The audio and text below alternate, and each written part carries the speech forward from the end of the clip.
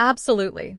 Here's an even more expanded and detailed version of the introduction for your video about Final Destination 4, written in an engaging and entertaining style while still keeping it clear, plain, and without any emojis, links, or line breaks. 1. Introduction ***.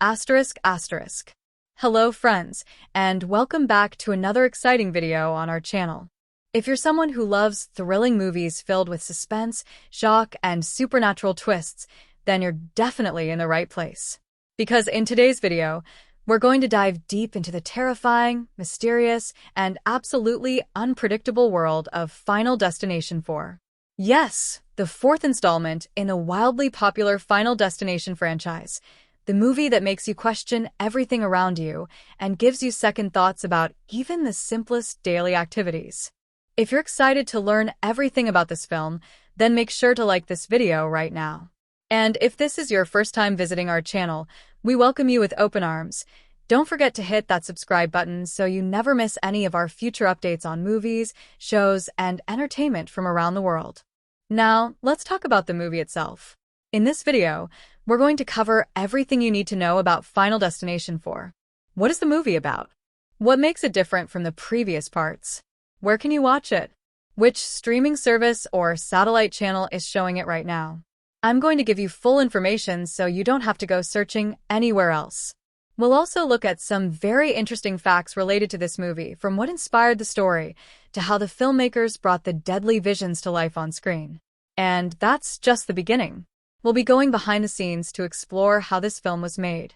I'll be talking about the technical aspects of the movie, including the cinematography, the use of 3D technology. Yes, this was the first in the series to be shot in 3D, the special effects, and the overall visual style that adds to the horror and suspense. We'll discuss the music and sound design that play a major role in building tension and making viewers jump out of their seats. I'll also walk you through the production timeline, starting from pre-production planning to filming schedules, editing, post-production work, and even marketing. If you're curious about the business side of things, I'll also share details about the budget of the film, how much it cost to make, and how much money it earned at the box office when it was released. But wait, we're not done yet. I'll give you a brief summary of the storyline, don't worry, no spoilers, just enough to get you hooked and ready to watch. I'll also give a short review based on the pacing, the thrills, the creativity of the death scenes, which are the highlight of the series, and how well the story keeps you engaged throughout. Is it the best in the series? Does it bring something new or stick to the usual formula? We'll talk about all that. We'll also take a close look at the cast of the film, who plays the lead roles, what kind of performances they delivered, and how believable and intense their characters were. Some of these actors may not be big household names, but they definitely brought their A-game to the screen. I'll tell you which actor played which character and how those characters fit into the story. And to wrap it all up, we'll explore some lesser-known facts and fun trivia about Final Destination 4. For example, did you know that several scenes had to be changed due to being too disturbing for test audiences? Or that some of the death scenes were inspired by real-life accidents? These kinds of behind-the-scenes insights make the movie even more interesting to watch. So friends, if you're a fan of horror movies, thrillers, or just enjoy gripping stories with a supernatural twist, then I highly recommend you stay with us till the end of this video. You're going to enjoy every bit of it, especially if you're curious about how movies like this are made and what goes on both in front of and behind the camera. Alright then, no more waiting. Let's begin our deep dive into the deadly and mysterious world of Final Destination 4. 2. Plot and narrative ***. Alright friends, let's get into the juicy part, the story of Final Destination 4, or as some fans call it, the Final Destination. This movie doesn't waste a single second before plunging us straight into chaos. Right from the beginning, we're thrown into a scene that feels like a ticking time bomb of terror. The setting is a racetrack, where a group of friends have come to enjoy a thrilling day of speed and engines. But of course, this is a Final Destination film, so you already know things are about to go spectacularly wrong. Our main character, Nick, suddenly has a horrifying vision while sitting in the stands. In this vision, the entire racetrack erupts into a nightmare. Explosions, flying debris, collapsing structures, brutal deaths happening all around. And just as it seems like it's all real, boom, He snaps out of it. It was a premonition. But Nick knows what he saw, and he panics, pulling his friends and a few strangers out of the stadium just before the disaster actually happens for real. And just like that, the rules of the Final Destination universe kick into gear. Death doesn't like being cheated. What's fun and terrifying about this story is how it plays with the illusion of control. These characters think they've escaped death, but death is not done with them yet. The movie sets up this invisible force that follows them, creating a sense of paranoia that builds with every scene. The narrative unfolds in a pattern that fans of the series will recognize, but with enough creativity in the execution of each scene that it doesn't feel repetitive. There's a rhythm to it. One survivor dies in a shocking, over-the-top accident. The rest panic. They try to figure out the pattern. Someone has a new vision, and the countdown continues. But it's the how that keeps you hooked. You don't watch this movie to ask who dies next. You watch it to see how ridiculously and unpredictably will death strike this time. The storytelling is mostly linear, yes, but what makes it feel fresh is the suspenseful build-up to each death. The film often plays tricks on you. It zooms in on sharp objects, flickering signs, leaking wires, anything that looks dangerous, and you sit there guessing which one will be the trigger. But just when you think you know, the movie pulls the rug from under you, and the actual cause comes out of nowhere. That's where the fun really lies. The filmmakers are clearly having a blast setting up fake-outs and misdirections, and the audience gets to play detective, piecing together clues before the trap is sprung. One of the key turning points comes when Nick starts having more visions, not just of death, but of the moments leading up to each person's demise. It's like his sixth sense is getting stronger, and this adds a new layer of urgency. The group starts trying to cheat death's design by skipping the order, intervening, or trying to save others before it's too late. Of course, we know how that usually turns out in this series. Temporary victories, but death always circles back. The tension increases as each character becomes more desperate, trying to figure out the pattern, digging into the meaning of the premonitions, and wondering if there's any way to truly break the cycle. Another thing that adds flavor to the narrative is the mix of characters. You've got Nick, who's determined to survive, his girlfriend who's trying to hold on to hope, the comic relief character who thinks it's all nonsense until it isn't, and of course the skeptic, who thinks everything can be explained logically. This dynamic creates plenty of emotional ups and downs, from fear and denial to grief and frustration, all of which make the experience feel more real, even in the middle of some of the most over-the-top death scenes you've ever seen. And speaking of death scenes, they're the real stars of the show. Each one is its own mini-movie with a build-up, a fake-out, a climax, and an aftermath. Whether it's a car wash from hell, a pool accident that turns into something straight out of a nightmare, or a scene in a movie theater that'll make you side-eye your seat the next time you go to the cinema, every moment is crafted to keep you on edge. These sequences aren't just about gore. They're carefully choreographed like suspenseful puzzles, and that's what gives the film its addictive energy. So while the story follows a fairly straight path, vision, escape, deaths, investigation, and final confrontation, it's how the story feels that makes it exciting. It's like a roller coaster that keeps building tension, dips you into chaos, gives you a second to breathe, and then throws you right back in. The emotional impact comes from watching these characters struggle with the inevitable, trying to outsmart a force that doesn't play by the rules. You're not just watching people die, you're watching them fight to live, to understand, to control their own fate. And even though deep down you suspect how it's all going to end, you can't help but hope that maybe, just maybe, this time someone might actually beat the system. That's the hook of Final Destination 4. It turns the audience into willing participants in a deadly game of fate versus free will.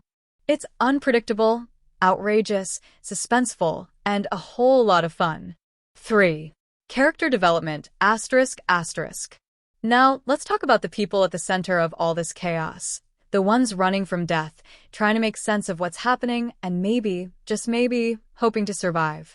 Because in Final Destination 4, the characters are more than just bodies waiting for a bizarre accident. They're the heart of the film's tension, drama, and yes, sometimes even its humor. Are they deeply layered, emotionally complex, and Oscar-ready? Not exactly. But in the world of Final Destination, it's not about depth, It's about watching how different personalities react when death starts knocking one by one. Let's start with Nick O'Bannon, our lead. He's the guy who first has the vision, the racetrack disaster that sets everything into motion. Nick is what you'd call the reluctant hero. He doesn't want to be the center of this story, but he's forced into it. And while he starts off as a pretty average guy just trying to have a fun day at the races, once the vision hits and the deaths begin, you see a shift in him. He becomes more alert, more focused, and more driven to figure out what's going on. As he starts getting new visions, little flashes of what's coming, he doesn't run away from it. He steps up. There's a sense of responsibility that grows inside him. It's not just about saving himself anymore. It's about saving everyone else he can. This shift from confused victim to determined survivor gives him a subtle but clear arc. Then there's Lori, Nick's girlfriend, who at first seems like the supportive tag-along character. But don't write her off so quickly. Lori is actually the emotional core of the group. She's the one who tries to hold everything together when things start unraveling. She believes in Nick, trusts his visions, and keeps him grounded when the fear starts taking over. Her transformation is a quieter one, but it's there. She goes from passive to proactive, from scared to strong. By the end, she's not just reacting to the horror. She's making decisions, trying to change the outcome, and refusing to give up hope. Then we've got Hunt. Oh, Hunt. He's the classic overconfident, self-absorbed, smooth-talking comic relief character. The guy who thinks he's invincible until he finds out he's not. Hunt adds a layer of energy and arrogance to the group. He's the guy who tries to brush off the situation, joke through the fear, and pretend it's all nonsense. But as the deaths get closer, you start to see cracks in his cool guy image. He panics. He gets angry. He becomes desperate. And that change from cocky to terrified? That's where his real arc lies. It's not about becoming a better person. It's about watching a mass crumble under pressure. Janet, Lori's best friend, is another interesting piece of the puzzle. She's not as central as Nick or Lori, but her role is important. She represents the side of the group that wants to deny what's happening. She's skeptical. She doesn't want to believe in fate, in visions, in some kind of invisible force plotting to kill them off. But when she has her own near-death experience, her mindset shifts drastically. Her journey is all about moving from disbelief to survival instinct. Once she's convinced the threat is real, she becomes part of the fight to beat it. The fun part about this movie is that each character, whether main or side, plays a different role in how people typically deal with fear. Some freeze, some flee, some fight. Some try to rationalize it, some make jokes, some break down. These differences are what drive the tension in their relationships. You've got arguments, blame games, last-minute teamwork, and even a few moments of real connection. It's not just a series of deaths. It's a group of people unraveling in real time, each processing the nightmare in their own way. And let's not forget the supporting characters, the ones who didn't survive the racetrack but still made an impression. There's the security guard with a dark past, the mom just trying to enjoy a day out, the mechanic who gets a bit too unlucky. Each one has just enough personality to make their death scene hit harder. You might not spend a ton of time with them, but the movie gives you quick glimpses into who they are before taking them out in a blaze of twisted creativity. What's entertaining about the character development in Final Destination 4 is that it's like a pressure cooker. The movie takes these ordinary people and cranks up the fear, the paranoia, and the hopelessness until their true selves start to show. Some step up. Some break down. Some try to control the situation, while others spiral. It's not always about big dramatic speeches or huge emotional moments. Sometimes it's just about a look, a decision, a scream, or a moment of silence that tells you everything about what a character is going through. And that's what makes the movie so fun to watch. You're not just waiting for the next death. You're watching how these people cope with the idea that they might not be able to stop it. Their relationships shift. Their personalities evolve. They argue, they support each other, they doubt, they hope. And that roller coaster of reactions is what keeps the story alive. Because even though death is invisible, its impact on the living is what makes every moment feel personal, intense, and strangely relatable. 4. Performances ***. Let's talk about the performances because in a Final Destination movie, the actors don't just have to act, they have to react. And not just a little gasp or a surprised look. We're talking about full-blown terror, heart-pounding panic, wide-eyed disbelief, and occasionally, the kind of screaming that echoes in your ears long after the credits roll. In Final Destination 4, the performances aren't about delivering emotional monologues or tear-jerking confessions. No, this is a survival movie. The acting here is all about making you believe that death is right around the corner. And let me tell you, most of these actors pull it off with flair. Bobby Campo, who plays Nick O'Bannon, has the tough job of leading the story, and he does it with a mix of calm curiosity and simmering anxiety that builds with each scene. At first, he's the everyman, just a regular guy with a normal life. But once he starts getting those terrifying premonitions, his performance shifts. You can actually see the stress eating away at him. The way his voice changes, the way his expressions become more frantic, more desperate. He carries that inner struggle well. He's not overacting or going full horror movie cliché, but there's a twitchiness to him, a sense that his mind is spinning faster than he can handle, and that gives his character real urgency. You believe that Nick is trying to figure this thing out, not just for himself but for everyone else, and that sincerity holds the whole thing together.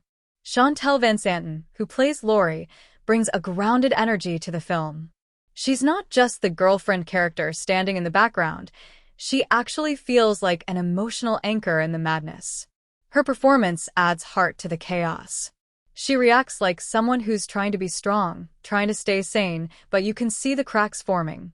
Her facial expressions, her tone, the way she clings to hope while everything falls apart, it makes her feel real.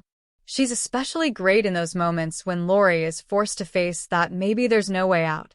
There's a quiet strength in her performance that plays well against the more panicked energy of the other characters. Now, let's talk about Michael T. Williamson as George, the security guard with a past. He's got a totally different vibe, calmer, wiser, kind of a mentor figure in the middle of the chaos.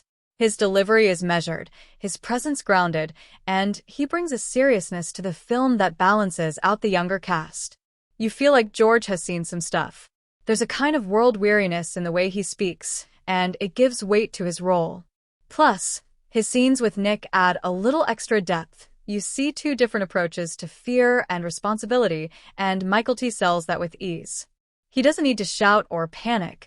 His stillness actually makes him stand out more. Then there's Nick Zano as Hunt. Oh boy, Hunt is a whole experience. Nick Zano clearly knows what kind of movie he's in and fully embraces the role of the cocky, sarcastic, full-of-himself guy who thinks he's immune to death. His timing is sharp, his delivery full of smug charm, and he brings a kind of reckless energy that keeps the movie from getting too heavy. But here's the twist. When things start getting real for Hunt, Zano flips the switch. Suddenly, all that swagger turns into raw, wide-eyed fear, and that transition is what makes his performance work. He takes you from, ugh, this guy again, to okay, he's human too, and that's not easy to pull off. Hayley Webb as Janet has a more subtle role, but she gives us some really effective moments of vulnerability. Her fear feels very natural, very unfiltered. She doesn't try to play it cool, she lets the panic show. One scene in particular, involving a near-death moment that's tense and claustrophobic, gives her a chance to shine.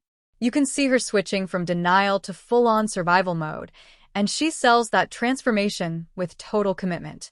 The supporting cast, while not on screen for long, all bring their moments to life with enough presence to make their deaths feel impactful.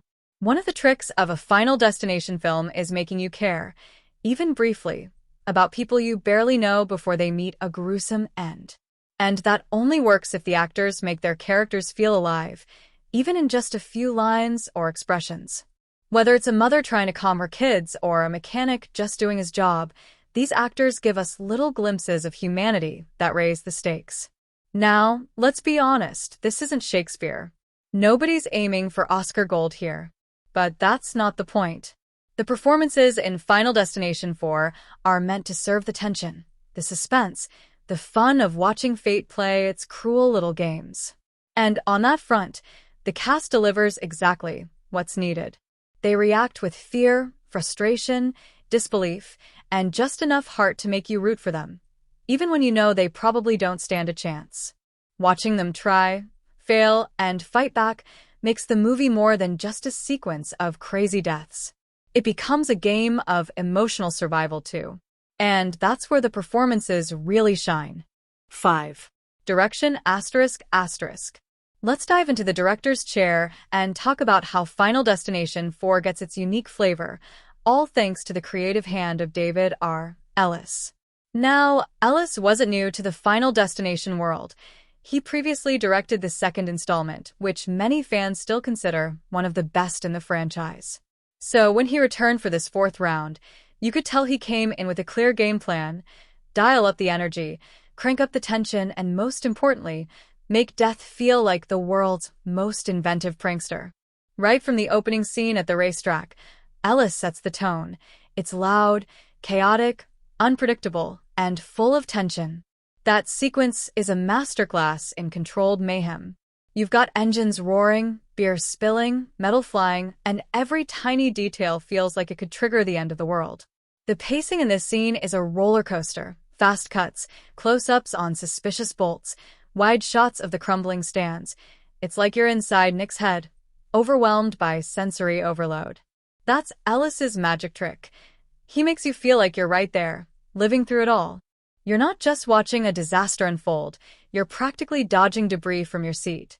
One of the standout elements of Ellis's direction is how he uses misdirection like a magician. You think you've spotted the danger, a nail sticking out of a board, a broken fan, a slippery floor, and you brace yourself. But nope, not yet. He teases you. He builds suspense by lingering on objects, letting the tension simmer while the audience mentally maps out what could go wrong. And just when you're certain about what's coming, he throws a curveball, and the actual death comes from somewhere completely unexpected. That's a deliberate stylistic choice, and it's what gives the film that signature, gotcha energy. Ellis also leans hard into the visual style of the film. This one was released in 3D, and you can tell. Shots are designed to make objects fly straight at you: screws, poles, bits of shrapnel, blood splatters, all flying into the screen like you're sitting front row at a chaos concert. Even if you're not watching in 3D, you can see how the shot composition leans into that immersive style. It's bold, it's in your face, and honestly, it adds to the fun.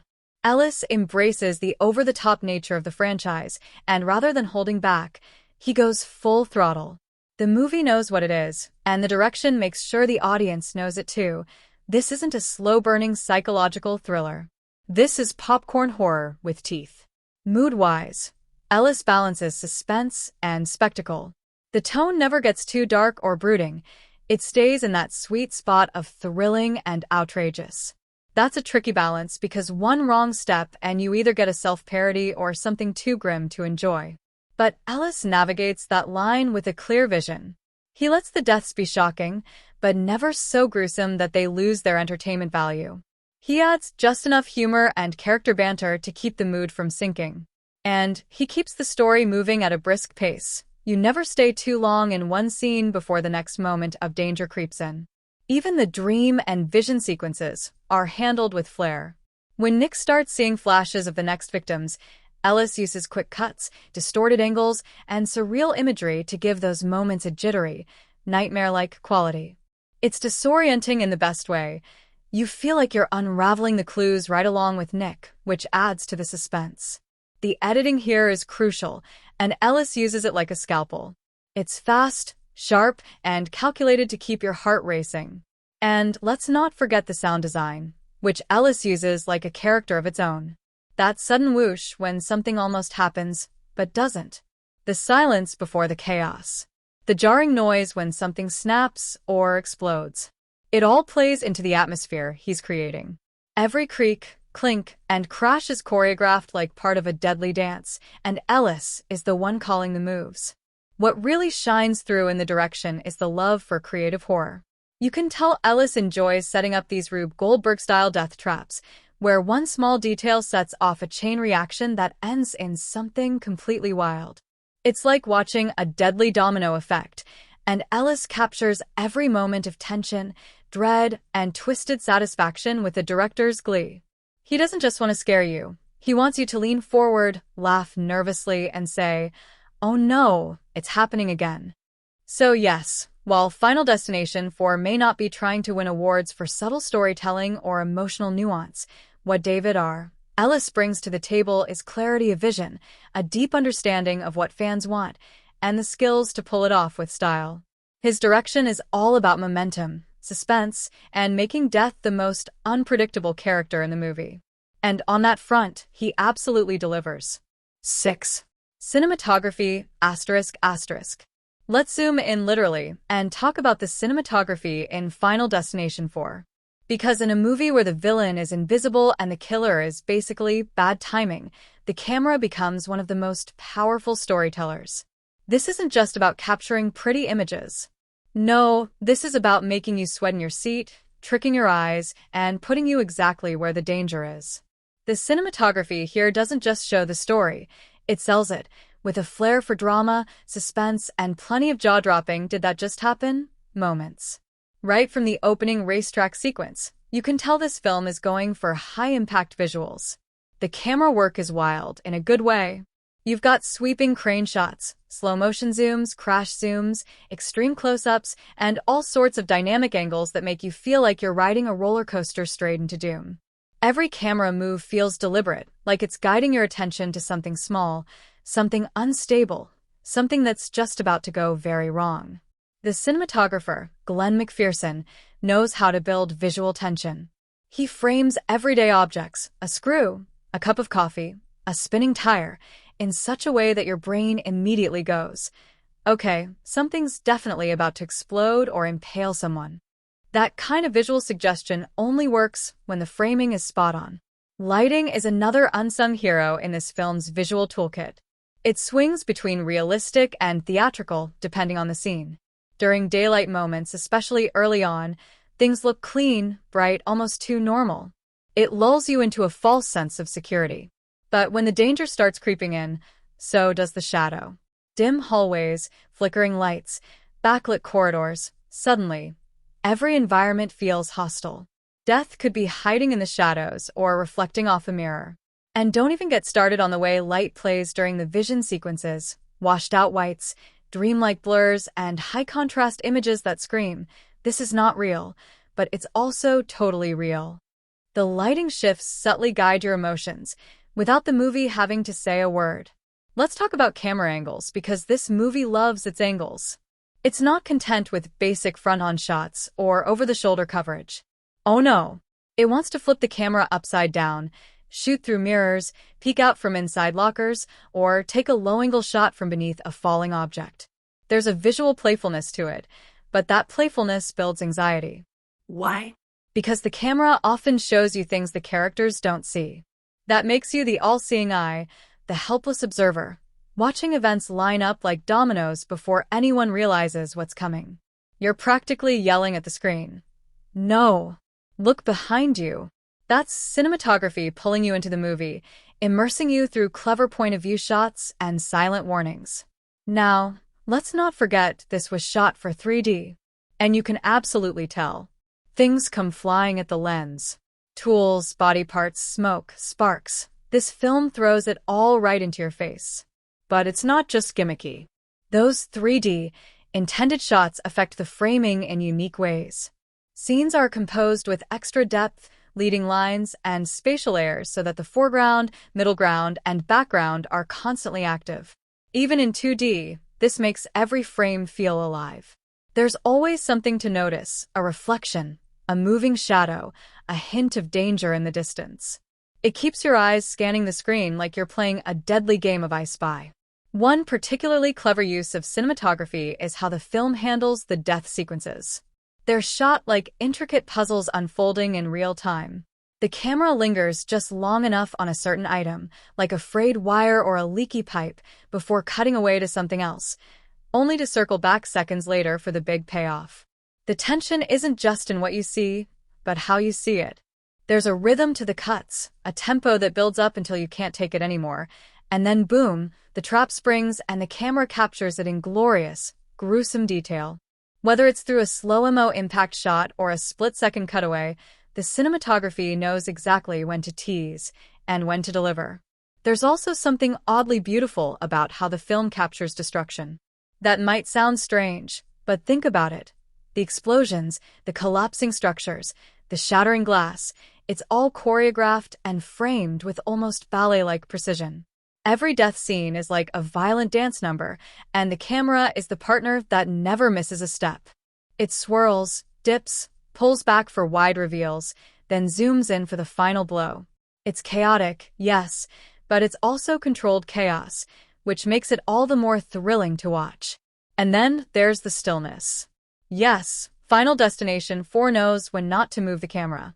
Sometimes, the most suspenseful moments are the quiet ones, when the frame just sits on a character's face, letting you soak in their fear, or when the camera locks in place while a series of background objects slowly slide into catastrophe. That restraint adds to the suspense. It's not always about movement. It's about timing and trust in the visual language. In the end, what makes the cinematography in Final Destination 4 so engaging is how it transforms the ordinary into the ominous. It elevates chairs, fans, nails, and escalators into tools of doom just through lighting and angle. It takes a racetrack and turns it into a death trap. It takes a car wash and makes it feel like a horror maze. And it does all this without needing a supernatural villain or a monster in a mask. It makes death the camera's co-director, and together, they keep you guessing, sweating, and glued to the screen. 7. Editing and pacing asterisk asterisk. Alright, buckle up, because if Final Destination 4 had a middle name, it would be Momentum. This movie doesn't just move. It barrels forward like it's late for its own funeral. And a huge part of that rocket-like energy comes from the editing and pacing, which are fine-tuned to keep you constantly on edge, barely giving you time to breathe before the next slice of impending doom creeps around the corner. Let's start with the editing style, which can only be described as precision-cut chaos. The film's editor, Mark Stevens, seems to approach every scene like a ticking time bomb. Transitions are sharp and snappy. You go from calm to catastrophe in just a few frames. There's no room for wandering dialogue or philosophical soul-searching. Nope, the edit keeps things lean and direct. One moment, characters are chatting casually. The next, they're dodging flaming debris or getting yanked into a death trap. The tension never sags because the edit simply doesn't allow it to. Every scene is trimmed to its essentials, with just enough setup to make you care and just enough build-up to make you squirm. Now, this isn't a slow-burn horror film. This is horror on a caffeine rush. The pacing is practically its own character here, tapping its foot impatiently and shoving you forward whether you're ready or not. From the opening racetrack disaster, which kicks off just minutes into the movie, the film is in constant motion. It opens with a bang, and then it just keeps banging. You're not left sitting around waiting for something to happen. The edit keeps the story clipping along with a rhythm that feels like a ticking clock, counting down to the next accident. There's this push-pull energy, where quiet moments are only ever a setup for the next round of insanity. One thing the film does well, in terms of rhythm, is using repetition to its advantage. You know the formula. Someone cheats death, starts seeing visions, and then one by one, people meet their creatively horrifying ends. But the editing makes that repetition feel more like a rhythm than a rut. It's like a beat the movie plays over and over, but every time, it throws in a little twist. Maybe the kill happens faster this time. Maybe the build-up is longer and more drawn out. Maybe the clues in the vision are more cryptic. That variation within the pattern keeps things feeling fresh, even though the structure is predictable. And speaking of build-up, this movie loves a good misdirect. The editing plays with your expectations like a mischievous kid with a laser pointer. You see someone reaching for a nail gun and you think, aha, this is it. But the edit lingers, delays, cuts away, builds tension until your nerves are fraying. Then suddenly, bam, the actual kill happens in some completely unexpected way, and the transition is so quick, so sudden, that your brain barely has time to catch up before you're watching someone else in danger. The fast-paced cuts during these sequences aren't just for style. They're designed to keep you guessing, to deny you the comfort of predicting what comes next.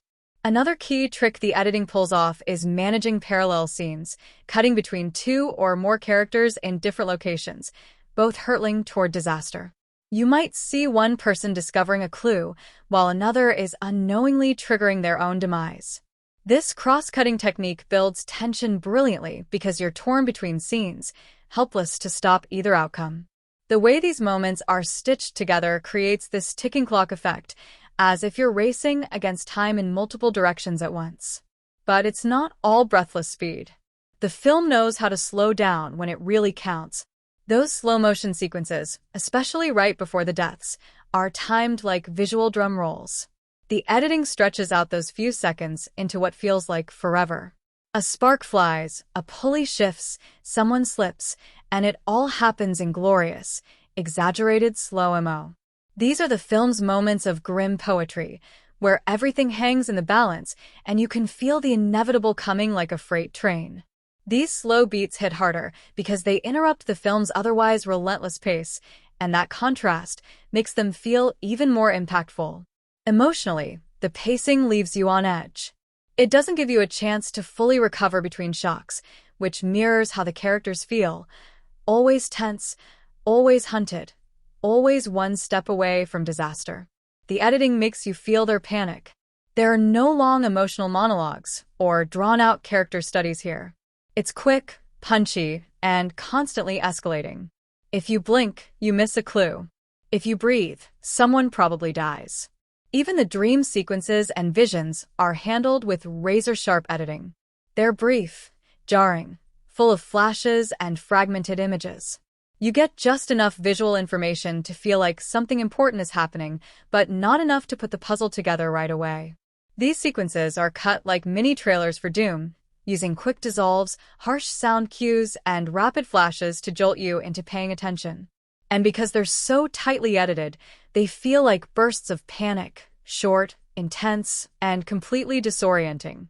In the end, the editing and pacing are what turn Final Destination 4 from a simple sequence of death scenes into a full-on thrill ride. It's all about rhythm, tension, release, and keeping the audience in a constant state of nervous anticipation. The film knows it has one job: to keep your eyes glued to the screen, waiting to see how the next twist of fate plays out.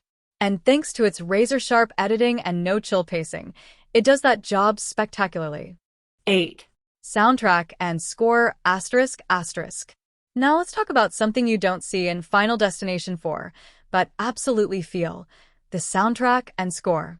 You might think, oh, it's just background music, but oh no, this score isn't just hanging around in the back like elevator tunes. It's in on the kill. It's whispering, "Watch out," when nothing seems wrong, and then screaming in your ears the moment the chaos explodes. The music in this film is like a silent accomplice to death itself, sometimes subtle, sometimes loud, always there to stir your nerves. Brian Tyler, the man behind the music, doesn't just compose a score, he builds a mood machine. And this machine has gears of tension, pistons of dread, and a gas pedal jammed straight into panic. The score is like a living organism that mutates depending on the scene. When things are calm, if you can even call anything in this movie calm, the music creeps in like fog. Low strings, subtle pulses, maybe a few unsettling drones. You might not consciously notice it, but your spine does. It's the kind of score that makes your body react before your brain has even figured out why. And when it's time for one of those infamous Final Destination setups, oh, that's when the music really earns its paycheck. The build-up is glorious. You get this escalating rhythm, tick, tick, tick, almost like a heartbeat syncing with the tension. Tyler loves using percussive elements that make you feel like something mechanical is winding up, like the universe itself is getting ready to snap into action. There's a calculated patience in these sections. The score doesn't just jump into horror mode. It circles you like a predator, letting the tension swell slowly until you're practically clutching your seat.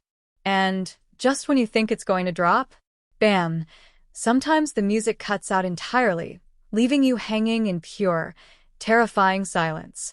That kind of musical silence is a trick that works like magic because your ears go into hyperalert mode, and then any sudden sound, no matter how small, hits like a sledgehammer. But let's not forget the payoff. When the trap is finally sprung and things start flying, impaling, exploding, or combusting, the score goes full throttle. It becomes this dramatic, chaotic swirl of strings, brass, pounding drums, and synth stabs that feel like auditory shrapnel. You don't just watch the disaster. You feel it in your eardrums. The music practically kicks the back of your chair. It's fast, loud, overwhelming, and totally glorious in a way that only a film like this could pull off without going completely over the top. Another brilliant detail is how the score plays with motif and repetition. There's a musical identity to death itself, a theme, if you will. It's not some sweeping melody that you hum after the credits roll, but rather a collection of sonic cues that your brain starts to associate with doom. A certain rising string figure, a recurring chime, or a pulsing beat that always seems to precede someone getting obliterated in the most imaginative way possible. These recurring motifs act like breadcrumbs for your subconscious. You hear them, and you know, something's about to go terribly, terribly wrong. And that's deliciously stressful in the best way. Then there's the diegetic sound, the sounds that exist within the film's world, like the revving of a race car engine, the hiss of a steam valve, or the buzz of an electric sign flickering. What's great is how the score often blends with these real-world sounds, blurring the line between soundtrack and sound design. Sometimes, the music mimics the rhythm of these sounds, weaving them into the beat, so you don't know where reality ends and dread begins. You'll hear a screech in the music and think it's part of the scene, or a sudden crash in the scene will align with a musical hit, making it feel even more violent and cinematic. And let's give a standing ovation to silence again, because Final Destination 4 knows exactly when to shut up. The absence of music in certain scenes is deafening. That eerie quiet before the storm, the moment before a chain reaction kicks off, is sometimes more nerve-wracking than the loudest score cue. It's as if the film is daring you to lean in, knowing full well that something horrible is just a few seconds away. That weaponized silence is a trick horror composers and editors love, and this film uses it like a sniper. Just when your guard drops, the score crashes back in with a jolt that makes your soul jump into your throat. The soundtrack also knows its place. It doesn't compete with the visuals, it complements them. It doesn't tell you how to feel. It guides you there, nudging your fear response, your anticipation, your anxiety. And unlike some horror films that overdo it with musical melodrama, this one keeps the tone sleek and modern. The soundscape fits the slick, almost glossy style of the film.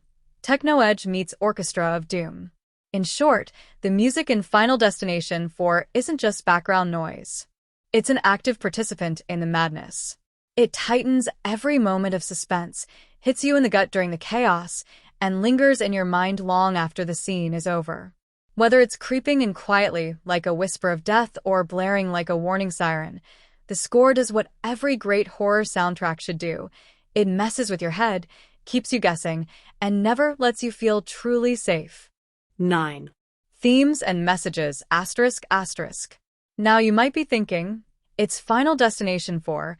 Isn't this just a movie about creative, over-the-top death scenes? And sure, that's the popcorn surface of it.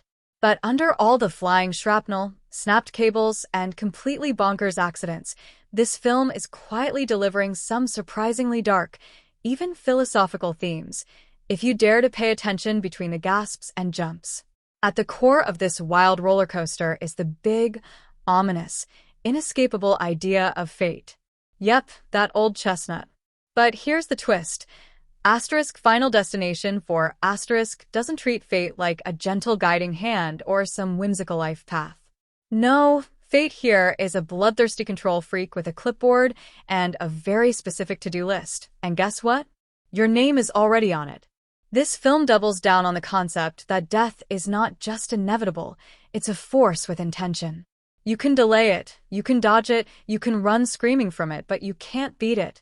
That sense of inevitability creates a constant undercurrent of existential dread, wrapped up in a shiny package of horror fun. This isn't just about dying, though. It's about the illusion of control.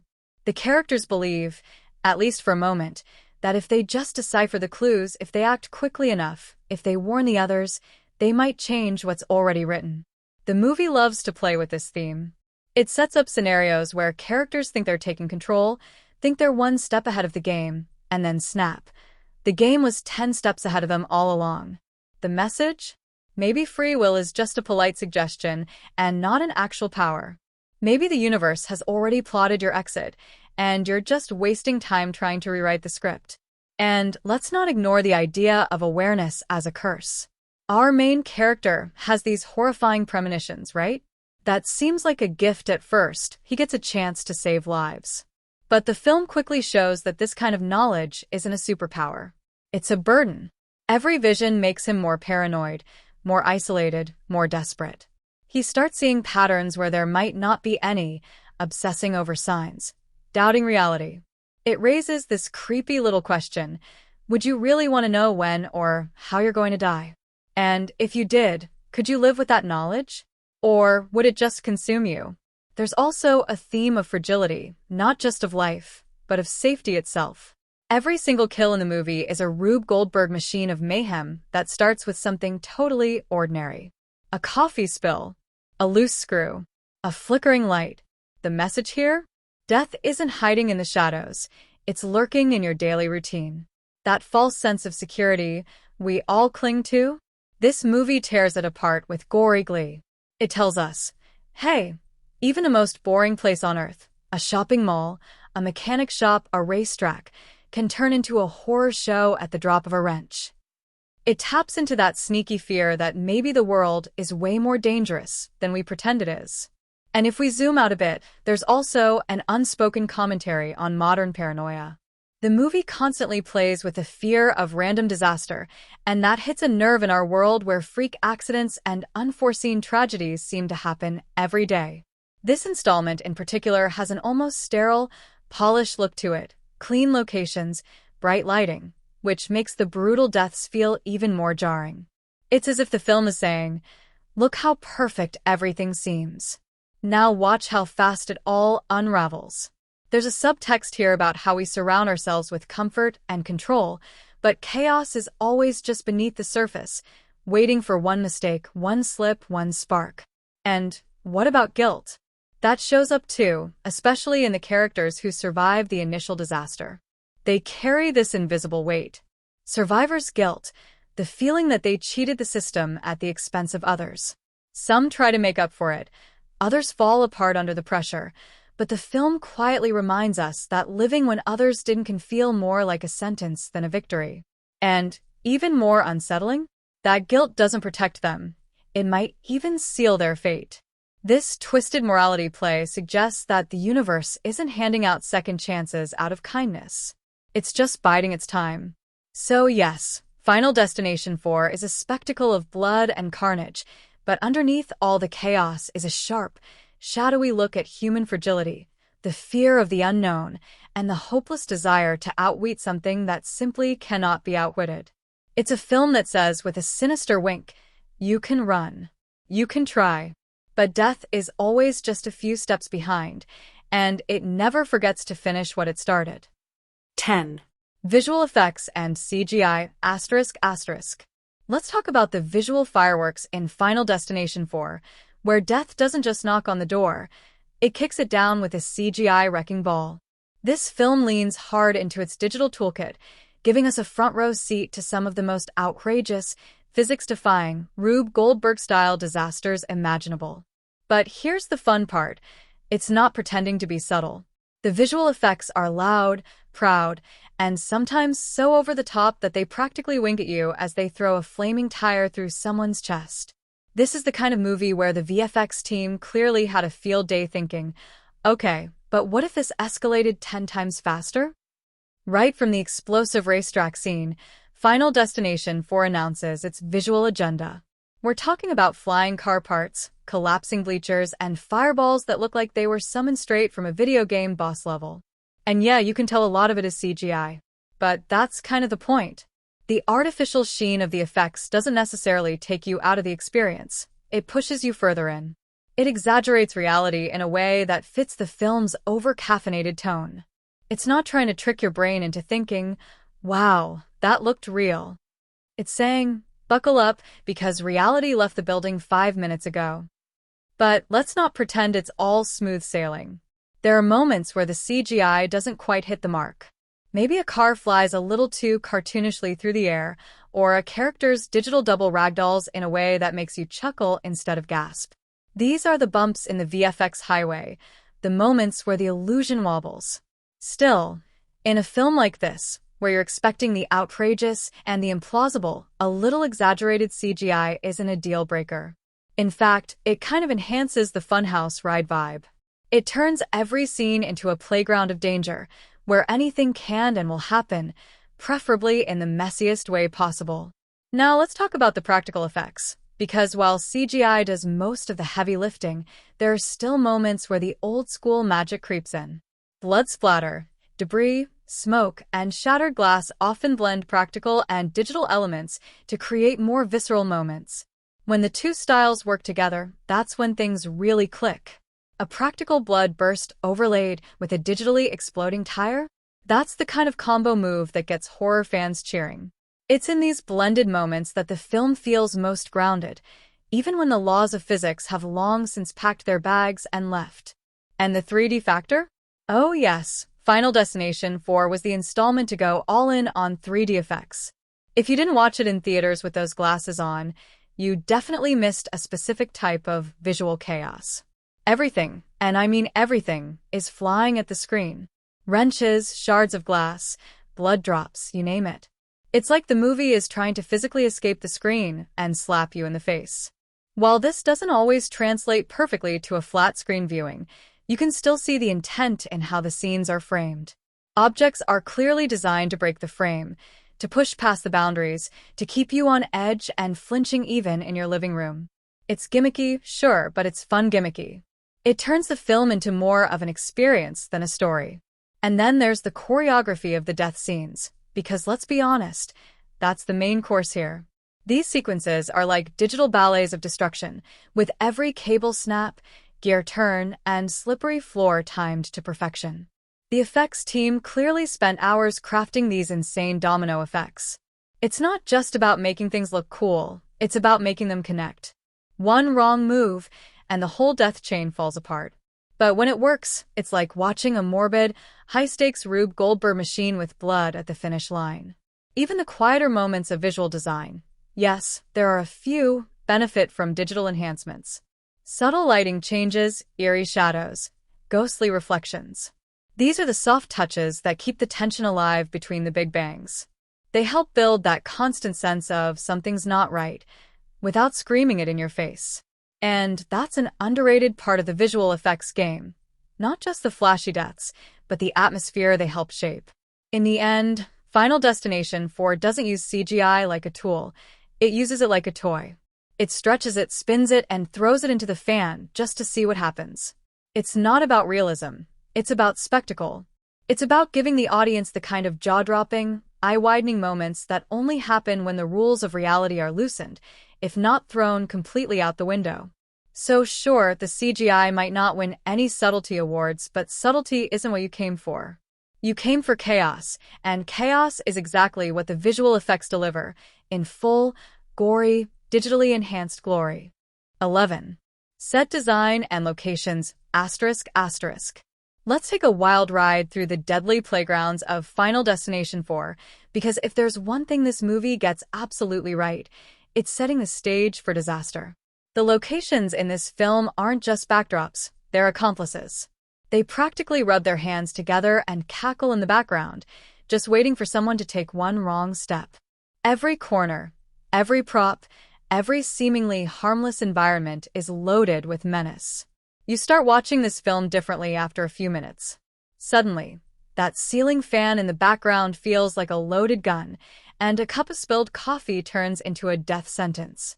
The film opens with a literal bang at a NASCAR-style racetrack, a setting so chaotic, so packed with moving parts and screaming fans, that it's like death was just waiting for the green flag.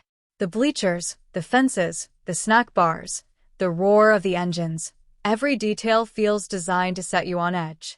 And when the carnage kicks off, it's not just about explosions and flying car parts. It's about how the entire environment collapses in on itself, how every element of that location turns lethal. You're not just watching a disaster, you're trapped inside it, scanning the screen like, oh no, that loose bolt is going to kill someone, isn't it? Spoiler, it is. Then we shift gears into everyday locations that somehow feel more terrifying because they're so familiar. A shopping mall, a mechanic's garage, a movie theater. These places are comfort zones in real life, but in Final Destination 4, they're death traps in disguise. The set design leans into this hard. The mall, for example, isn't just a place with escalators and food courts. It's a maze of reflective surfaces, faulty sprinklers, and ominous construction zones.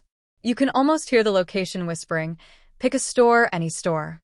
You won't make it out. Take the mechanic shop scene. It's a mechanic shop, right?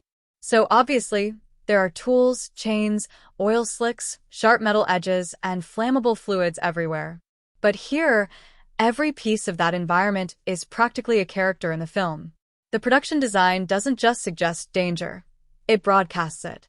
You're scanning the frame like you're playing some twisted version of I Spy. I spy with my little eye, an air hose ready to snap someone's spine.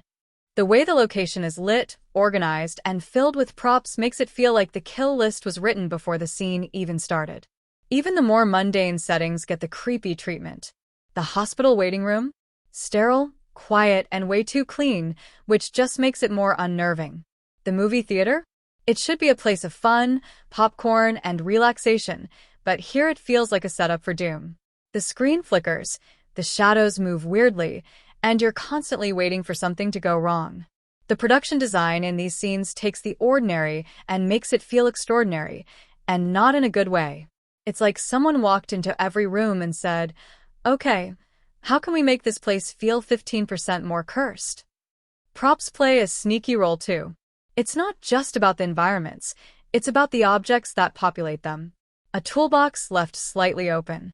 A nail gun sitting a little too ready. A ceiling fan that's been spinning suspiciously fast. These props aren't just there for decoration, they're Chekhov's guns, and they always go off.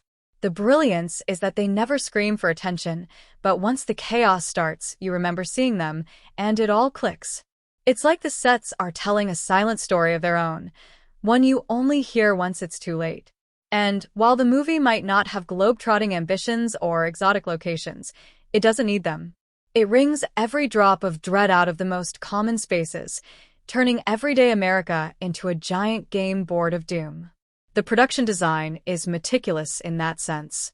It doesn't rely on spooky castles or haunted forests.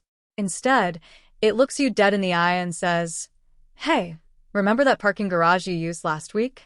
You might want to rethink your life choices. Even the color palette of the sets contributes to the mood. Everything has this slightly desaturated, clinical tone to it, like reality, but colder. The lighting is often stark. The spaces feel a bit too symmetrical or overly tidy. It creates this subconscious unease. Nothing's overtly wrong, but everything feels like it's holding its breath, just waiting for a spark. The design invites paranoia, nudges you into that headspace where you start thinking like the characters. That wire is frayed. That shelf's off balance. That fan shouldn't be shaking like that. Suddenly, the entire world is booby-trapped. So while Final Destination 4 is a film obsessed with death, it's the living, breathing spaces that really sell the horror. The locations are characters. The props are co-conspirators. And the set design isn't just supporting the story, it's setting the trap. Watching this movie might just make you suspicious of your own living room. That's the power of its production design. You'll never look at a public restroom or escalator the same way again, and that's kind of the whole thrill. 12. Dialogue and script ***. Now let's crack open the dialogue and script of Final Destination 4, where the words flying out of characters' mouths aren't quite Shakespeare, but they sure know how to scream, panic, and drop the occasional "we're all gonna die" with maximum flair. This is not a film where characters sit around pondering the meaning of life with poetic monologues or Oscar-ready speeches. No, this script is laser-focused on one mission: panic, prediction, and pandemonium, and it delivers that with the kind of intensity you'd expect from a movie where death is constantly one step behind, armed with absurdly complex kill sequences. The dialogue in this film is like the nervous chatter of people who just realized their coffee shop might explode. It's fast, reactive, and usually spiked with dread. The characters often sound like they're barely holding it together, which honestly feels pretty accurate considering their situation. There's a kind of frantic realism to the way they talk, not polished, not profound, but raw and terrified, like people thinking out loud while trying not to get decapitated by a ceiling fan. That tension translates straight into how they speak. Sentences are clipped. Reactions are sharp. And nobody has time for a deep emotional conversation when someone just got flattened by a rogue tire at a racetrack. But let's not pretend the script doesn't sneak in some fun. It knows what kind of movie it is, and every now and then it leans into that with a wink.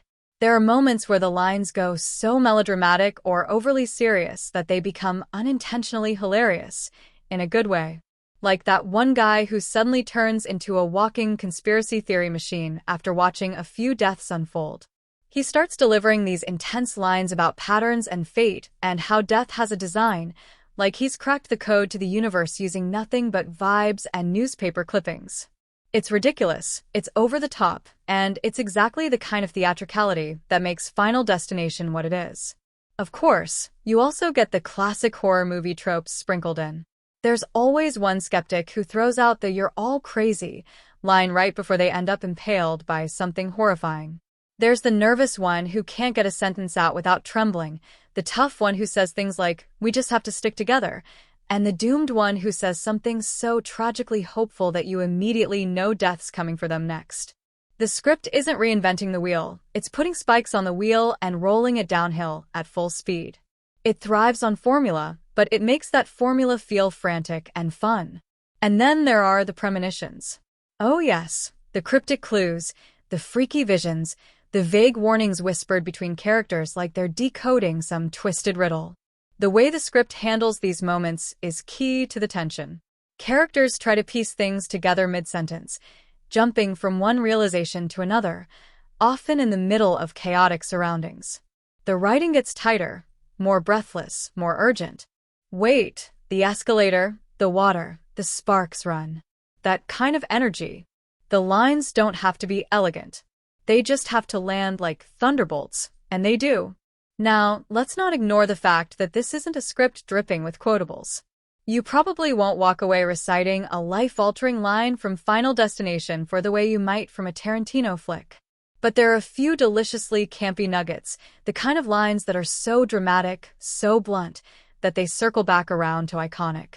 Lines like, "death doesn't like to be cheated," or "it's not over, it's never over," delivered with all the seriousness of someone solving world peace, give the movie its pulpy edge.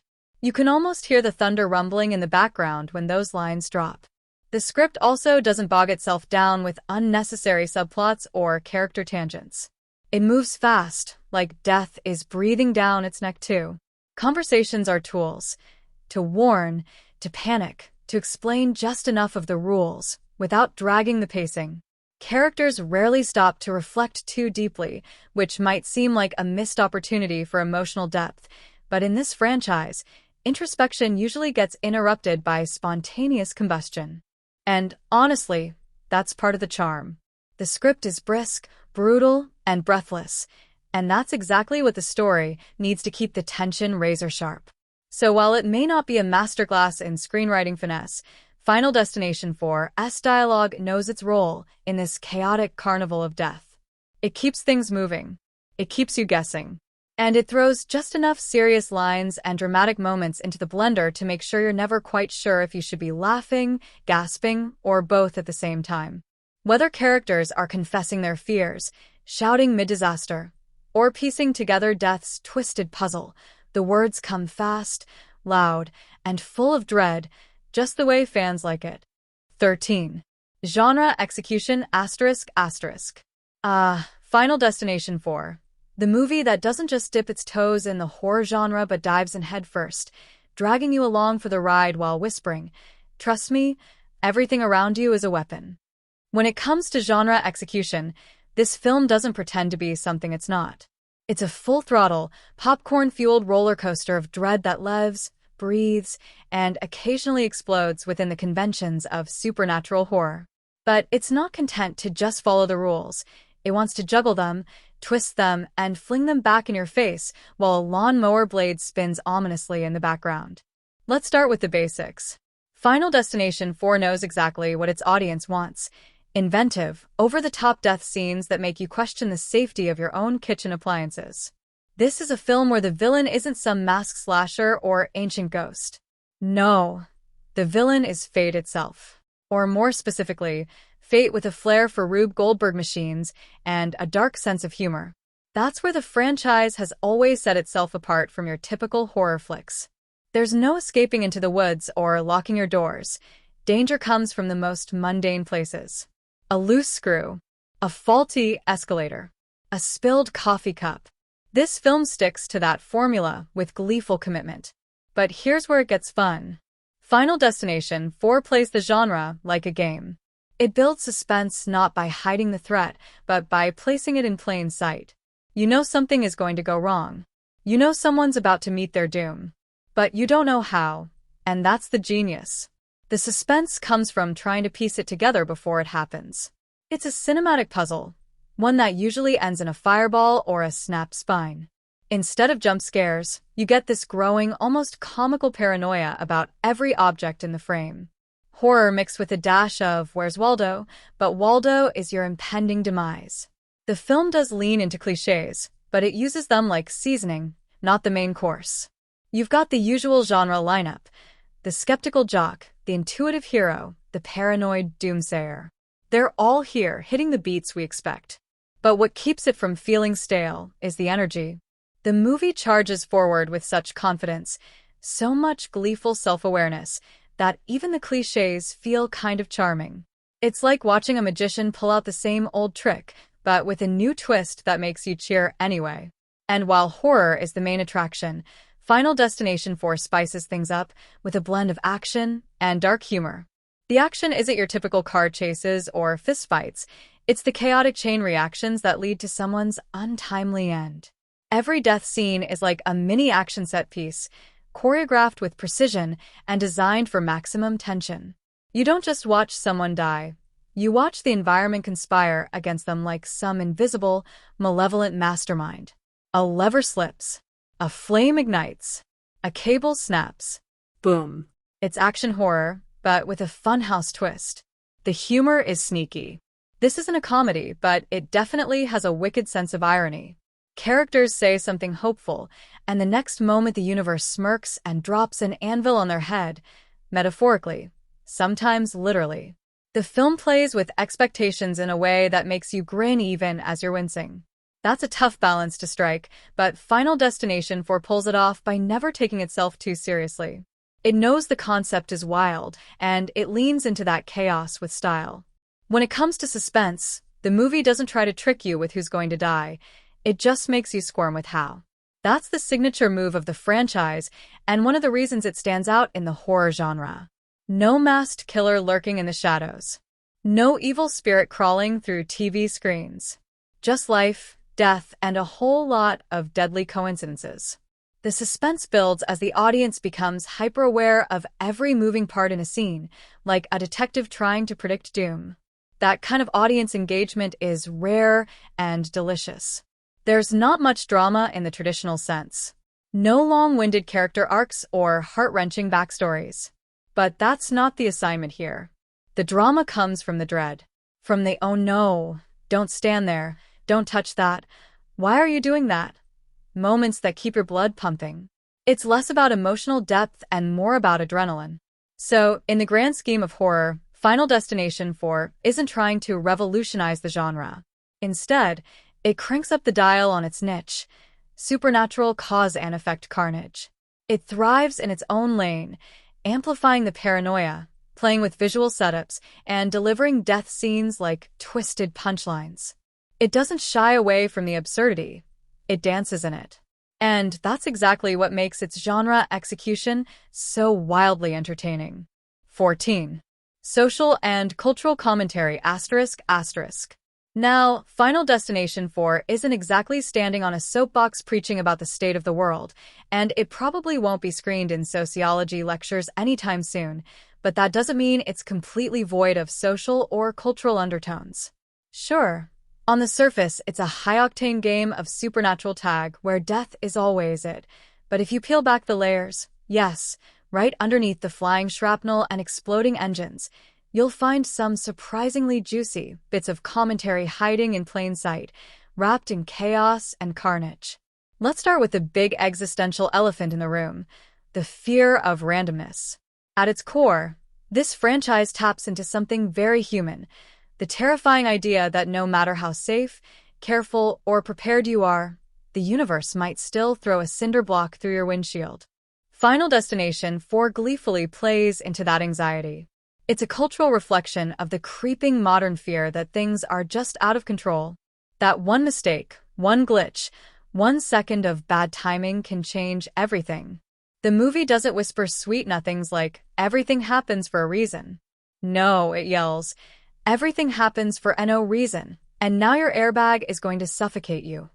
It's a theme that resonates especially in a world overloaded with safety warnings, viral news stories of freak accidents, and a growing awareness of just how fragile daily life really is. The film's elaborate death setups almost become satire, poking at our obsession with risk management. You can wear your seatbelt, read every manual, avoid bad neighborhoods, and still get taken out by a wobbly ceiling fan and a slippery floor. That underlying dread? That's a very modern, very real fear. And this movie packages it in the most absurdly entertaining way possible. Now let's talk about how the film handles human behavior in the face of trauma, fate, and impending doom.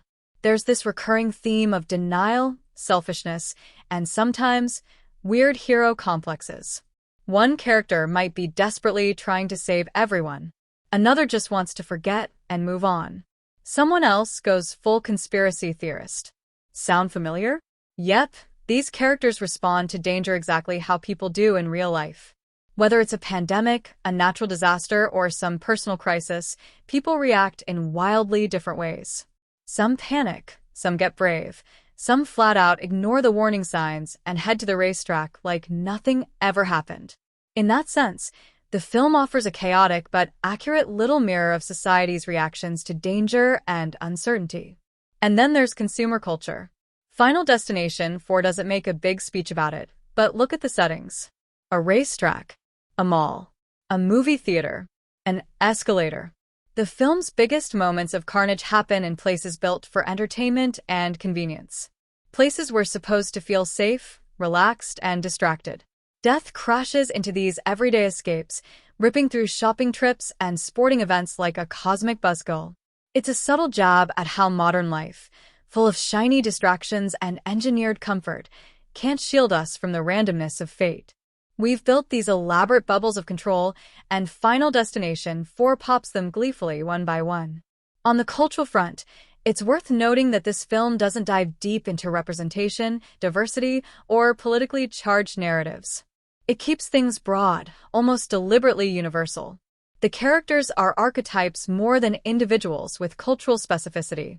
That can be seen as a missed opportunity, sure, but it also allows the film to tap into fears that transcend demographics. Death doesn't discriminate in this movie. It's equal opportunity doom, and there's something chillingly democratic about that. Now, is any of this commentary presented in a way that's deliberate or deeply intellectual? Not really. This isn't a movie with a thesis, it's a movie with a body count. But what makes it interesting is how much it reflects our cultural psyche without ever saying it out loud. It's like a horror-themed funhouse mirror that exaggerates our fears, our reactions, and our desperate need to find patterns in chaos. Whether it's the idea that the world is more dangerous than we'd like to admit, or the sneaky truth that people would rather laugh at a premonition than change their plans, the movie captures those realities in between the splashes of blood and flying debris. So no, Final Destination 4 isn't trying to win a Pulitzer with social commentary, but it accidentally holds up a pretty fascinating lens to our modern anxieties. And it does it with exploding tires, collapsing bridges, and more than one character who thinks Googling cheat death might actually work. That, my friends, might be the most culturally relevant commentary of all. 15. Audience engagement asterisk asterisk. Let's be honest. Asterisk Final Destination for asterisk isn't the kind of movie that asks you to bring tissues for a heartfelt cry or to sit back and admire Oscar-worthy monologues. No, this movie wants your full, undivided attention for one reason: to keep you on the edge of your seat, gripping your popcorn, nervously giggling while whispering to yourself, "Oh no, something's about to happen, isn't it?" It doesn't just engage its audience, it toys with them. It turns viewers into anxious detectives, scanning every frame like a forensics expert looking for the next lethal clue. You don't watch this movie passively. You participate in it. Your brain switches into overdrive as you try to outsmart death itself. From the very first scene, the now trademark big, bad premonition sequence, asterisk Final Destination 4 asterisk grabs your attention like a thunderclap. Whether it's a car crash, a racetrack explosion, or some spine-tingling chain reaction of doom, that opening moment sets the tone. And from there, the movie doesn't let go. It keeps you locked in with a promise.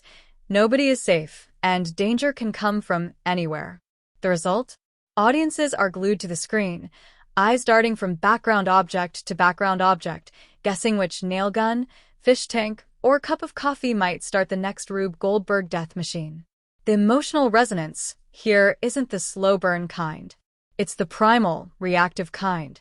Shock, for starters, is delivered in generous, glorious doses. The film is a playground of twisted surprises. You think one character is about to bite it, but nope, fake out. It's someone else entirely. Or sometimes you do predict what's going to happen, and the film draws it out just long enough to make you squirm with anticipation. That mix of tension and release creates a roller coaster experience that gets the adrenaline pumping. Viewers may not shed many tears, but they'll definitely shout at the screen, cover their eyes, or rewind just to watch a scene again in stunned disbelief. Now let's talk laughter. Yes, laughter. Because even though this movie is technically a horror film, it's got a strong streak of black comedy. The way it stages its elaborate deaths, the ironic timing, the absurdity of some of the setups, it all adds a layer of morbid humor. It's the kind of film where audiences laugh not because they don't care, but because it's all so outrageous you have to laugh. The filmmakers know it's over the top. They want you to gasp, then chuckle at your own reaction. This combination of horror and humor is a big reason why people watch these films in groups. It's a shared experience, a bonding ritual of, "Did you see that?" And "I knew it was coming, but I still jumped." Repeat viewings? Oh, absolutely. Final Destination 4 practically begs to be watched again. Not for the plot. Let's face it, you're not coming back for character arcs, but for the spectacle. Fans rewatch these movies to relive the chaos, to catch the clues they missed the first time, or to simply marvel at the sheer creativity of the death scenes. There's a weird satisfaction in seeing how meticulously everything is set up before it all falls apart. The film rewards viewers who pay attention, and that's part of its charm. You watch it once with awe, then again with analysis, then maybe a third time just to see your friends' reactions. And even though this isn't a film packed with deep philosophical questions, it does spark discussion. Maybe not about the meaning of life, but definitely about how fragile it is. People walk away debating which deaths were the most intense, which character made the dumbest decision, and what they would have done differently. And let's not forget the biggest audience question of all. If you knew death was coming for you in a sequence of bizarre accidents, how would you cheat it? That conversation alone keeps fans coming back for every sequel and spin-off. It's morbidly fun, and it sticks with people in the most unexpected ways. So while Final Destination 4 might not pull at your heartstrings or change your worldview, it definitely delivers on the thrill factor. It shocks, surprises, entertains, and unites its audience in collective gasps and groans. Whether you're yelling at the screen, nervously laughing, or dissecting each frame like a mad scientist trying to crack the death code, this movie doesn't just demand your attention, it makes sure you feel every moment of it. 16. Comparisons to similar films asterisk asterisk. Let's dive into the chaotic, blood-splattered jungle that is the horror thriller genre and see where Final Destination 4 lands in comparison to its cinematic cousins and franchise siblings. Because this isn't just another horror flick trying to spook you with a creepy doll or a jump scare priest. This is part of a very special, very twisted club of movies where the villain is not a person, a ghost, or a monster, but fate itself. And if that sounds abstract, just wait until you've seen a guy get taken out by a rock launched through his skull at NASCAR speed. Now, compared to earlier Final Destination films, the fourth entry doesn't exactly reinvent the death wheel, but it does crank the speed and absurdity dial to 11. The first film set the tone with its now iconic plane crash vision and introduced the rules of death's design. The second doubled down with the most infamous log truck highway scene of all time. The third threw us into roller coaster terror and tanning bed trauma. And then comes Final Destination 4, which says, you know what? Let's give you death by escalator, car wash, and a swimming pool drain. You're welcome. It's more aggressive, more unhinged, and a little more cartoonishly chaotic than its predecessors. It doesn't pretend to be classy or subtle. It's like the franchise looked in the mirror and said, subtlety? Never heard of her. If you're comparing it to other horror franchises, say Saw or Hostel, there's a big difference in tone and execution. Those films are all about human cruelty, punishment, and moral dilemmas wrapped in torture. Final Destination 4 doesn't care about your ethics. It doesn't want to test your soul. It wants to kill you with a flying tire while you sip on a soda. That's what sets it apart. The deaths aren't punishments, they're domino effects. There's no evil mastermind, no cursed book, no ancient prophecy. Just one simple rule: if you cheat death once, get ready for a very creative second attempt. Then there are supernatural horror flicks like The Ring, Insidious, or Paranormal Activity. These movies build dread slowly, using shadows, whispers, and terrifying faces popping up in the dark. Final Destination 4 laughs at that approach. It doesn't tiptoe into your nightmares. It sprints in with a jackhammer and a box of fireworks. It's horror for the short attention span, thrill-seeking adrenaline junkie who likes their scares fast, their tension loud, and their victims extra unlucky. Now let's go broader. Action thriller disaster movies like Star 2012 Star or The Day After Tomorrow also showcase large-scale chaos, but they tend to focus on global stakes and heroic efforts. Final Destination 4 is far more personal. It's not about saving the world. It's about surviving your daily routine without being impaled by a flying fence post. It's small-scale but somehow feels more terrifying because of that. You watch it and suddenly start questioning your own surroundings. Is that ceiling fan secure? Should I stand this close to a barbecue grill? Should I cancel my dentist appointment? No other franchise gets into your head like that. It hijacks your trust in everyday objects. Even when comparing it to other films directed by David R. Ellis, who also helmed Final Destination 2 and Snakes on a Plane, Final Destination 4 feels like a more indulgent, less polished thrill ride. Where Final Destination 2 had more cleverly written characters and a better sense of tension, this one opts for full-blown spectacle. It's the cinematic equivalent of a haunted house at a theme park, over the top, full of jump scares, and meant to entertain more than it's meant to terrify. And while it may not add new depth to the franchise's mythology, it does escalate the ridiculousness in a way that oddly suits the series. Other horror sequels often try to reboot or reframe the narrative to keep things fresh. This one doesn't bother. It just leans into what fans love: elaborate deaths, wild cause and effect setups, and a sense of, did that really just happen? It's not a new formula, but it's a recipe that still manages to serve up a heaping plate of chaos with extra splatter. In the end, compared to other films in the same genre and even its own series, Final Destination 4 is like the wild cousin who shows up late to the party, crashes into everything, causes a scene, and leaves people gasping and laughing in equal measure. It might not be the most refined or groundbreaking entry, but it makes sure you remember it. And sometimes, in a genre overflowing with ghosts, serial killers, and haunted houses, standing out is half the battle. 17. Symbolism and metaphors, ****.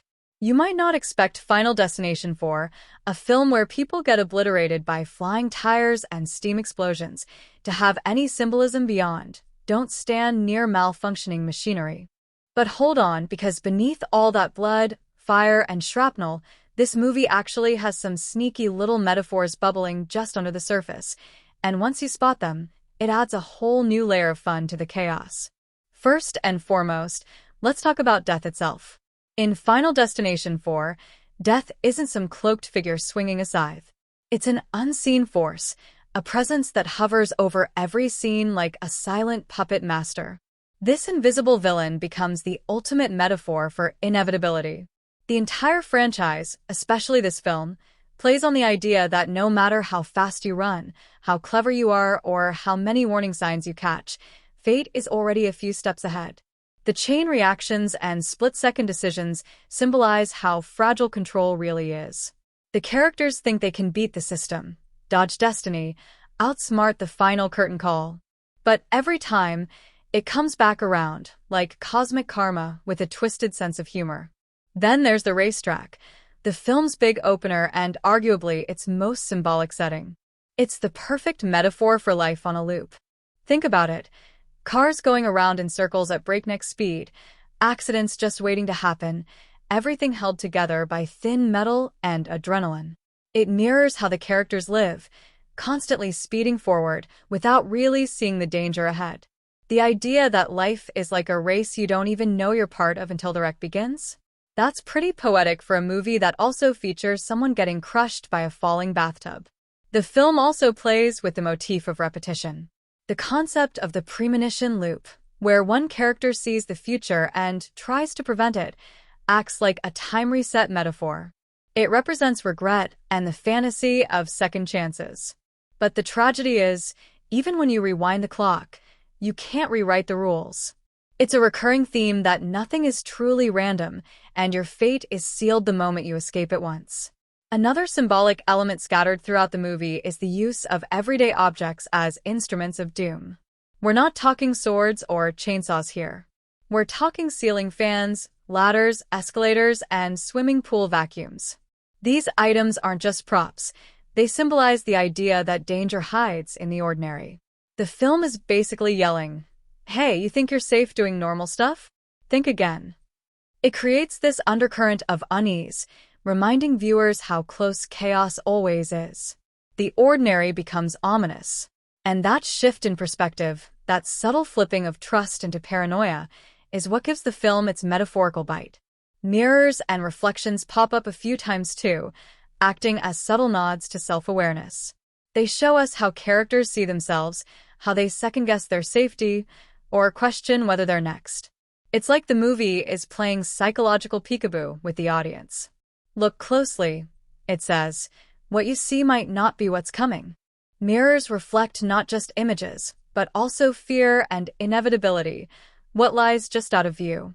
And then there's the constant use of signs, literal ones. Warnings, exit markers, hazard labels. They're sprinkled throughout the movie like little grim Easter eggs, taunting the characters and viewers alike. They symbolize how we ignore red flags in real life, thinking bad things only happen to other people. The film makes sure you notice that arrogance, then it punishes it. It's a visual way of saying, you were warned. Even the deaths themselves, elaborate and ironic, often tie back into the victim's traits. A character whose vein might die in a beauty-related accident. Someone careless might be undone by a moment of overconfidence. It's like the universe is dishing out poetic justice, and each fatal sequence is a metaphor for who the character really is, or who they refuse to become. So while it might not wear its symbolism like a moody arthouse film, Final Destination 4 is actually rich with visual metaphors, hidden meanings, and thematic winks. It dares you to look past the gore and notice how everything connects, not just in story logic, but in metaphorical weight. In a world where death writes the rules and timing is everything, the real message is simple. Fate doesn't need a reason, it just needs an opening.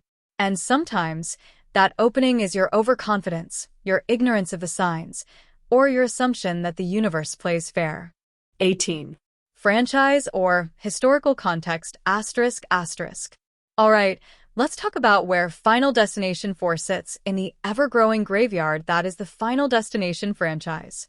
And yes, we know, it's technically called the Final Destination, but let's be honest, no one really remembers that what they do remember. The wild deaths, the Rube Goldberg-style chain reactions, and the absolute paranoia this series injected into everyday life. You looked at a nail gun differently after this franchise. You never stood behind a glass window the same way again. And escalators? Pure nightmare fuel. Now, as the fourth film in the franchise, Final Destination 4 was pitched as the grand finale, the so-called Final Destination. Spoiler alert, it wasn't the final anything. But at the time, this film tried to close out the franchise with a bang, quite literally by going bigger, bloodier, and in 3D. Oh yes, this was the era when 3D was making a comeback, and this movie wanted to throw every sharp, burning, flying object straight at your eyeballs. It wasn't just trying to end a series, it was trying to pierce the screen and reach your popcorn. In terms of narrative, the Final Destination films are linked by one thing: death's design. Every movie has a character who gets a vision of a deadly event, saves a group of people, and then watches helplessly as they die one by one in order. No ghost, no demon, just the cold, unrelenting hand of fate correcting what was undone. It's a simple concept, but it's the unpredictability and creativity of the kills that keep audiences coming back. Each film plays with this core idea, introducing minor variations, new characters, new premonitions, new deadly accidents, but Final Destination 4 decided to lean harder into the spectacle than any previous entry. Where the first film felt like a psychological thriller wrapped in a horror blanket, the fourth is pure popcorn chaos. It knows you're not here for deep drama. You're here to see someone get obliterated by a car wash, and it delivers with a twisted grin. What makes Final Destination 4 particularly interesting in franchise context is its tone. It's slicker, flashier, and more stylized than the earlier films. It plays like a highlight reel of the series' greatest hits, but dialed up to absurdity. The characters are thinner, the setup quicker, and the deaths more exaggerated. It's almost like the filmmakers decided to treat the movie like a theme park ride. And honestly, that works for the kind of audience that had followed the franchise this far. But make no mistake, it doesn't expand the lore. It doesn't deepen the mythology. It doesn't give you new insight into Death's master plan. What it does is embrace the formula with such self-aware intensity that it almost becomes a parody of itself. And in franchise history, that's a fascinating moment. It's the movie that screams, "You want more death? You got it," without even pretending it's about anything else. And of course, this film's historical moment within horror cinema can't be ignored. It landed at a time when horror was shifting. Found footage was rising thanks to paranormal activity. Torture horror had peaked with Saw. The reboot craze was in full swing. So Final Destination 4 doubled down on what made it unique: creative deaths, twisted fun, and a concept that made you afraid of the air around you. It didn't need a slasher or a killer with a tragic backstory. The big bad was the universe itself, and that made it universal. In a way, Final Destination 4 is both the loudest and most unapologetic entry in the series. It's the kid who shows up to the reunion with fireworks, sunglasses, and no plan, just vibes. It's not the brainiest chapter, but it's one of the boldest. And for a franchise that built its legacy on the tension of the unseen and the spectacle of the seen, that's kind of perfect. 19. Budget and box office ****. Let's crack open the financial files of Final Destination 4, a movie that didn't just flirt with box office glory, it crashed into it like a flying engine block at a NASCAR race. This was the entry that took a sharp turn away from subtlety and went full throttle into 3D spectacle, and that bold swing came with a price tag. The budget? Around $40 million. Not pocket change, but in Hollywood horror terms, that's right in the mid-range sweet spot, enough to pay for flashy visual effects, wild stunts, a decent cast, and all the CGI flying debris your heart could desire, but not so high that it had to break the bank to make a profit. And boy, did it make a profit. Final Destination 4, despite being one of the more critically roasted entries in the franchise, turned out to be a box office juggernaut. Thanks to clever marketing, the irresistible promise of over-the-top 3D carnage, and a fanbase hungry for more creative deaths, this movie raked in over $186 million worldwide. That's right, *186 million star. on a $40 million budget. That's not just good. That's a horror goldmine. It became the highest-grossing film in the entire franchise, which is kind of poetic, considering this was originally promoted as the final one. Nothing says end of the road like a massive pile of cash that screams, maybe one more. So how did it pull that off? Well, for starters, the timing was perfect. In 2009, 3D was having a huge resurgence. Audiences were still dazzled by the idea of things leaping off the screen and into their popcorn. This film promised death in 3D, screwdrivers, shrapnel, blood splatters all aimed directly at your face. The trailers didn't shy away from that either. The marketing leaned hard into the visual gimmick, showcasing slow-motion shots of things exploding toward the camera. It was like a horror roller coaster. You weren't just watching people die, you were dodging their flying shoes. But it wasn't just the 3D novelty. The Final Destination brand had built up a reputation by then. It was known for clever kills, tight pacing, and a unique take on horror, where the monster was literally the world around you. People knew what they were getting, and the marketing reminded them that this one would be faster, flashier, and bloodier than ever. The simplicity of the premise helped too. No deep lore to remember. No sequel fatigue from convoluted storylines. You could jump into the fourth film with zero knowledge of the others and still fully enjoy the mayhem. And let's not forget word of mouth. Yes, critics rolled their eyes. Yes, reviews said it was the weakest entry. But for horror fans, this was pure entertainment. It was a crowd movie, the kind you watch with friends so you can scream, laugh, and point fingers when someone makes a dumb decision. That social element kept people coming back, dragging more friends to theaters just to see the pool drain scene or the escalator carnage. The shock value turned into ticket sales. It didn't matter if the dialogue was clunky or the characters were paper-thin. People weren't there for Shakespeare. They were there to see what kind of blender death would throw someone into next. From a production quality standpoint, the budget shows. The movie looks glossy, the VFX are big and explosive, and every set feels like it was designed by a team of engineers working for the Grim Reaper.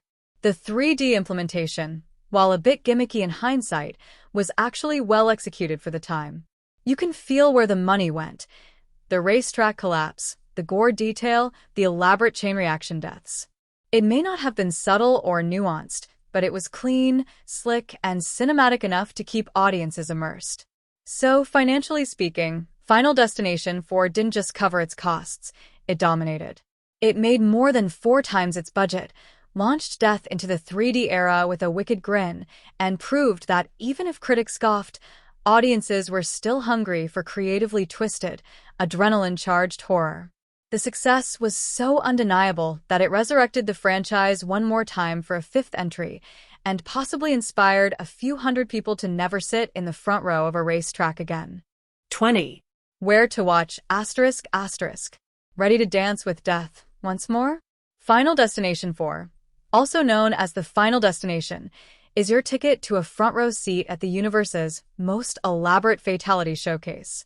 Whether you're a seasoned survivor of the franchise or a curious newcomer, here's how you can experience this cinematic thrill ride. For those who prefer the comfort of their own couch and perhaps a pillow to clutch, Final Destination 4 is available for digital purchase and rental. You can find it on most major platforms like Apple TV, Amazon Prime Video, Google Play, or other digital storefronts. Prices typically range around a few dollars to rent or buy, making it an easy pick for a suspenseful movie night. If you're looking to immerse yourself in the entire Final Destination saga, you're in luck. All 5 previous films are often available as part of horror collections on streaming services like Max, or they may appear seasonally on platforms that rotate thrillers and cult classics.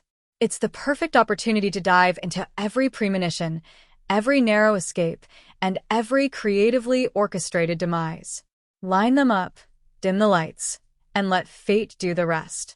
For the ultimate experience, consider watching Final Destination 4 in 3D if you can find a copy and the setup to enjoy it.